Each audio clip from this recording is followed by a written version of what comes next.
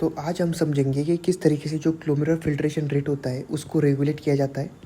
तो उसको दो तरीके से रेगुलेट किया जाता है, पहले ऑटो रेगुलेशन से और दूसरे afferent arterial and efferent arterial के रेजिस्टेंस से। तो ऑटो रेगुलेशन जो होता है वो दो मैकेनिज्म से होता है, मायोजेनिक मैकेनिज्म जो कैल्शियम के थ्रू होता है और ट्यूबुलोग्लोमेरुलर मैकेनिज्म जो कि एडेनोसिन के थ्रू होता है।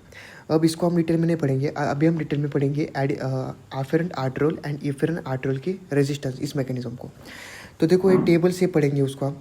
तो सबसे पहले एफरेंट आर्टेरियल अगर उसका कंस्ट्रिक्शन हो जाए तो क्या होगा। तो देखो नॉर्मली यहाँ पे एक डायग्राम देखो कि एफरेंट आर्टेरियल अगर कंस्ट्रिक्ट कर जाए तो यहाँ पे जो नॉर्मली जो रीनल प्लाज्मा फ्लो होता है वो 700 ml पर मिनट होता है, 700 ml पर मिनट होता है। तो अगर कंस्ट्रिक्ट कर जाए तो रीनल प्लाज्मा फ्लो कम हो जाएगा, और अगर रीनल प्लाज्मा फ्लो कम हो जाए तो ग्लोमेरुलर फिल्ट्रेशन रेट भी है वो भी कम हो जाएगा। तो देखो जो फिल्ट्रेशन फ्रैक्शन है वो इसका glomerular filtration rate divide by renal plasma flow होती है। तो अगर दोनों भी कम हो रहा है तो वो नॉर्मल रहेगी, उसकी वैल्यू क्या रहेगी, नॉर्मल रहेगी।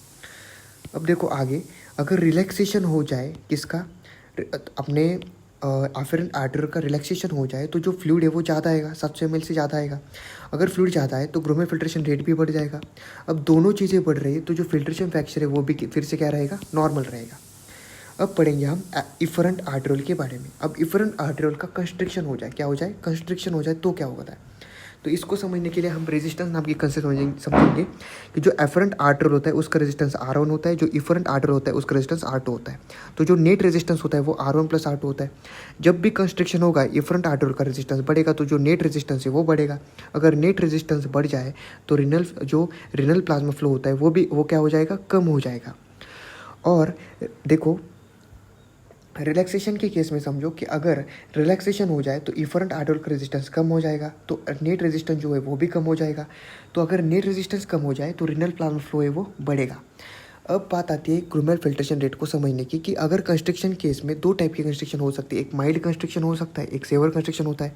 तो माइल्ड कंस्ट्रिक्शन के केस में ग्लोमेरुलर फिल्ट्रेशन रेट बढ़ रहा है, सेवर के केस में ग्लोमेरुलर फिल्ट्रेशन रेट कम हो रहा है। तो इसको समझेंगे अभी हम। देखो इस चीज़ को ही समझना है हमें कि सपोज अब समझेंगे कि माइल्ड अगर कंस्ट्रिक्शन हो, क्या माइल्ड कंस्ट्रिक्शन हो तो क्या होगा। तो माइल्ड कंस्ट्रिक्शन हो तो हमारा जो कंस्ट्रिक्शन तो हो रहा, तो रीनल प्लाज्मा फ्लो सपोज 500 हो गया, कितना हो गया 500, तो 500 जो है वो अंदर आ गया, रीनल प्लाज्मा फ्लो 500 हो गया। अब 500 अंदर आएगा, लेकिन यहाँ पे माइल्ड कंस्ट्रिक्शन है तो उसकी वजह से वो बाहर नहीं जा पाएगा। तो दूसरा 500 आएगा दूसरे मिनट में, राइट, और तीसरा 500 तीसरे मिनट में आएगा। जब ये वाला तीसरा वाला 500 आएगा तो एक 500 जो है वो बाहर निकल जाएगा, लेकिन अंदर जो वॉल्यूम बन रहा वो दो 500 का कितना बन रहा, 1000 ml बन रहा।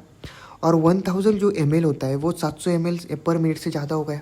अगर ज़्यादा हो गया तो देखो जो हाइड्रोस्टैटिक प्रेशर होता है वो बढ़ जाता है, और नेट फोर्स बढ़ने से क्या हो जाता है, ग्लोमेरुलर फिल्ट्रेशन रेट जो होता है वो बढ़ जाता है। इसलिए माइल्ड कंस्ट्रिक्शन में ग्लोमेरुलर फिल्ट्रेशन रेट जो है वो बढ़ रहा है।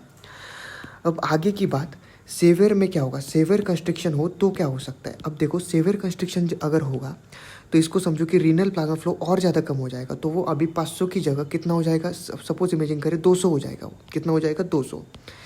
फिर से 200 आ जाएगा दूसरे मिनट में, और तीसरे मिनट में जब 200 आएगा तो एक 200 को वो क्या करेगा, बाहर निकाल देगा। अब जो दो 200 है उनका जो आएगा वैल्यू वो आएगा 400 ml, और 400 ml जो है वो नॉर्मल से बहुत ज़्यादा कम हो गया, नॉर्मल रीनल प्लाज्मा फ्लो से कम हो गया।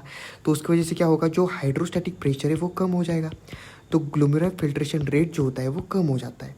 तो सेवियर के केस में ग्लोमेरुलर फिल्ट्रेशन रेट जो होता है वो कम हो जाता है। इसलिए यहाँ पे लिखा है कि माइल्ड के केस में ग्लोमेरुलर फिल्ट्रेशन रेट बढ़ जाता है, सेवियर के केस में कम हो जाता है। और रिलैक्सेशन की बात करें तो रिलैक्सेशन में ग्लोमेरुलर फिल्ट्रेशन जो रीनल प्लाज्मा फ्लो होता है वो बढ़ जाता है, और ये बहुत कम देर तक, अब देखो यहाँ पर अगर डायलेशन हो रहा है इफरेंट आर्टेरियल का तो बहुत कम देर तक 700 ml से भी ज़्यादा आएगा, और बहुत कम देर तक यहाँ पर रहेगा। और अगर कम देर तक यहाँ तक रहेगा क्योंकि इसका जो स्पेस है वो बढ़ गया तो निकल जाएगा जल्दी से। अगर निकल गया तो क्या हो जाएगा, ग्लोमेरुलर फिल्ट्रेशन रेट जो होता है वो कम हो जाता है। अब इसको ये समझेंगे कि जो फिल्ट्रेशन फैक्टर है उसको कैसे समझेंगे। देखो इस फॉर्मूले से याद रखेंगे कि अब समझो कि GFR यहाँ पे बढ़ रहा, इस केस में GFR क्या हो रहा है, बढ़ रहा, और जो RFP है वो कम हो रहा। तो इसकी जो वैल्यू है वो बढ़नी चाहिए, बिल्कुल सही बढ़ी हुई लिखी है। फिर देखो सेकंड केस में, सेवर के केस में ये कम हो रहा, GFR अगर कम हो जाए तो फिल्ट्रेशन फैक्शन भी कम हो जाएगा। और तीसरे केस में देखो, इस केस में देखो कि दोनों एक बढ़ रहा है एक कम हो रहा है, लेकिन जब GFR कम होगा तो फिल्ट्रेशन फैक्टर फिर से कम होगा, तो यहाँ पे तीसरी बार भी कम ही लिखा है। तो इस तरीके से हमने समझा कि किस तरीके से ग्लोमेरुलर फिल्ट्रेशन रेट को रेगुलेट किया जाता है।